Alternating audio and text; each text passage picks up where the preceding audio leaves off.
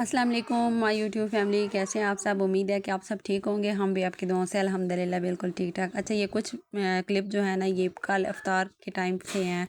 मतलब इस टाइम था, यही टाइम था, मैं ना टाइम था और मैं इफ्तार की कुछ तैयारी कर रही थी। मेरा अब जैसे जैसे दिन गुजर रहे हैं ना, बहुत बंदे का दिल करता है कि बंदा कुछ लाइट लाइट खाए। और मुझे समझ नहीं आ रही थी कि मेरे हो क्या रहा है। मुझे आंखें बोझल होना, मेरे बड़ी अजीब अजीब तबीयत दिन ब दिन होती जा रही है। कुछ मज़े की बात यह है कि मेरा खुद ही चिकनी चीज़ों को ना दिल नहीं कर रहा। अब कहती हूँ बिल्कुल लाइट लाइट चीज़ें हों, मतलब वो पकोड़े तो बिल्कुल, अब कहती हूँ पकोड़े समोसे हों ही ना। मैंने कहा चलो थोड़ी सी ना भाई कम मिसाले वाली ना आलू की टिकिया बना लेते हैं। अब ज़ाहिर सी बात है, इफ्तार के टाइम जब दूसरों को बच्चे देखते हैं ना, तो बच्चों के लिए फिर करना पड़ता है। तो मैंने कहा चलो, और नहीं तो एक एक दो दो भी इस तरह से खा के ना बच्चे ज़रा खुश हो जाएंगे, तो यही बना लेते। एक तो यही होता है कि घर की बनी हुई चीज़ की तसल्ली होती है कि ना, हाँ साफ़ है। और तो घी जो होता है, वो ऑयल जो होता है वो साफ़ होता है, फ्रेश होता है। अच्छा, ये मैं ना यहाँ पे सारे मसाले वगैरह मैंने ऐड किए हैं।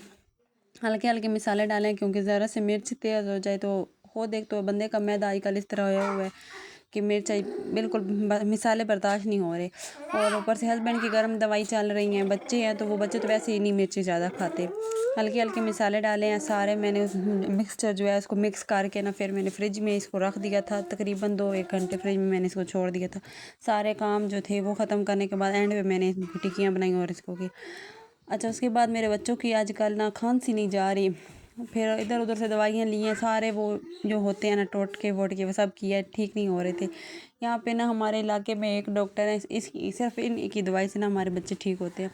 कल मेरे हस्बैंड को बोला है कि मेरी हिम्मत नहीं इतनी काम कारी, आप ही जाना है ड्यूटी से आके वापस, सीधा वहीं चले जाना, वहाँ से आपने इनकी लेके आना दवाई।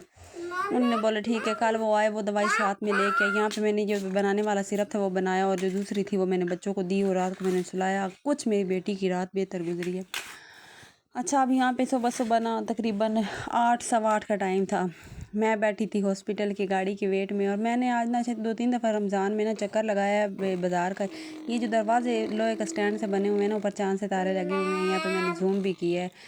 तो ये ना मैंने आज देखी हैं भाई, पता नहीं आज लगे हैं, मेरे ख्याल में लगे ही आज कल में ही है ना, या ये 2 दिन पहले, 2-3 दिन, क्योंकि संडे वाले दिन हम लोग गए थे, उस दिन तक तो कुछ भी नहीं था ऐसा, लेकिन आज ये लगे खड़े थे।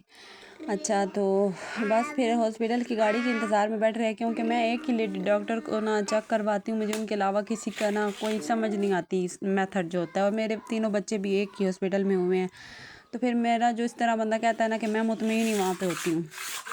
है वो हॉस्पिटल दूर, बुध जुमेरात 2 दिन आती है गाड़ी हॉस्पिटल की पेशेंट के लिए, तो मैं फिर ज़्यादातर उधर ही चली जाती हूँ। अच्छा, यहाँ पे फिर मैं वहाँ जाने के लिए तैयार बैठी थी, वहाँ पे पहुँच गई थी जो होता है बस स्टॉप। तो वहाँ पे मैं बैठी हुई थी। छोटा बेटा इस दफ़ा मेरी ज़िद कर गया था, जल्दी उठ गया था, तो मैंने कहा अब ये सारा दिन सबको तंग करेगा, रोज़े के साथ फिर दूसरों के बच्चे रखने भी ज़रा मुश्किल होते हैं।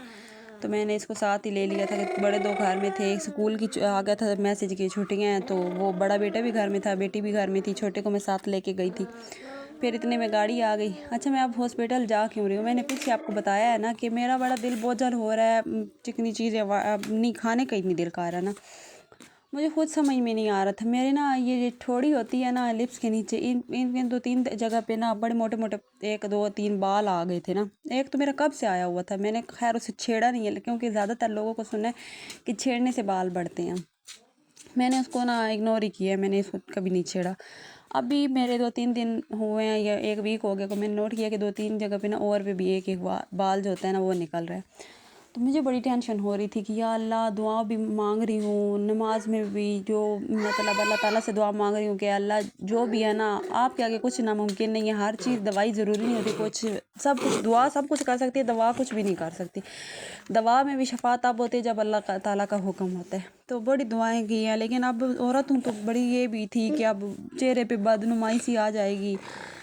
रात को मैंने अपने हस्बैंड से बात की है, तो कह रहे अब क्या है इसका हाल। मैंने कहा भी मैं ना ज़्यादातर यही मैंने देखी है, जितनी भी वीडियोस देखी हैं या वैसे सर्च किए, तो सब यही कहते हैं कि ये जो हार्मोन्स होते हैं ना, जब वो नहीं ना स्टेबल होते, तो उस वक्त ये होता है, हार्मोन्स की चेंजिंग की वजह से होता है, या हार्मोन्स डिस्टर्ब होते इस वजह से होता है। अच्छा, मैं इसी टेंशन की बात मेरे हस्बैंड से की, तो वो कह रहे हैं भाई अब क्या, भी इसका कोई है डॉक्टर, कोई हल है, क्या है। मैंने कहा भाई कहते हैं अब गायनी से ही, बंदा जो होती है ना हमारी गायनी, उन्हीं से जाकर मशवरा कर लें तो बेहतर होता है। उन्होंने कहा तो आप सुबह चली जाओ। फिर मैं सुबह सुबह अभी ये गाड़ी में जा ही रही थी वहाँ पे। जब वहाँ पे गई हूँ, वहाँ पे जाके ना मैं हॉस्पिटल पहुँची हूँ। ये हॉस्पिटल जो है ये हमारे घर से तकरीबन तकरीबन 50 मिनट या 1 घंटा, 1 घंटे की मुसाफत पे है। मतलब ये तकरीबन तकरीबन 50 किलोमीटर, हमारे घर से लेकर 50 किलोमीटर तक दूर है ये हॉस्पिटल। यहाँ पे हम लोग जाके बैठे, जाहिर सी बात है रमज़ान है, रात को भी डॉक्टर की हो जाती हैं ऑपरेशन वगैरह। ये डॉक्टर जो है ना कि बहुत इनकी केसेस होते हैं, बहुत अच्छी डॉक्टर है। तो मैं वहाँ पे इंतज़ार में बैठी थी, 10-15 मिनट बैठे और डॉक्टर आ गई। फिर मैंने डॉक्टर को चेक करवाया। डॉक्टर कहती कि ये ना, ये जो हार्मोन्स है ना, इनकी कोई दवाई नहीं, इनका कोई इलाज नहीं है। जो ये बढ़ जाएं तो इनको हम कम नहीं कर सकते। हाँ ये है कि हम इनको कंट्रोल कर सकते हैं। आप इनको इन पे कंट्रोल करो तो ये यहीं पे रुक जाएंगे। तो ये इनको हम, और इसके हल कोई नहीं है। और जो 1-2 बाल आया वो लेज़र लगवा लो। मैंने कहा लेज़र तो जाहिर सी बात है एक्सपेंसिव होगी। कह रही हैं तो फिर आप थ्रेड कर लो, कुछ ऐसा कर लो।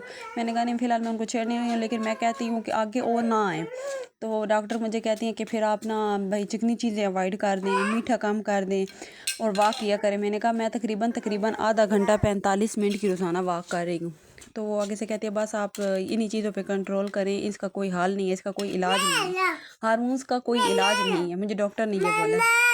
अगर आप सब में से किसी और कोई इस मसले का हल है किसी के पास, मतलब आप किसी डॉक्टर को जानती हैं, कोई इलाज जानती है, तो प्लीज़ आप लोग मुझे कमेंट कर दीजिएगा। मैं बड़ी परेशान हूँ इस मसले पे। आप लोग औरतें हैं और औरतें जो होती हैं ना वो औरतों का समझ सकती हैं।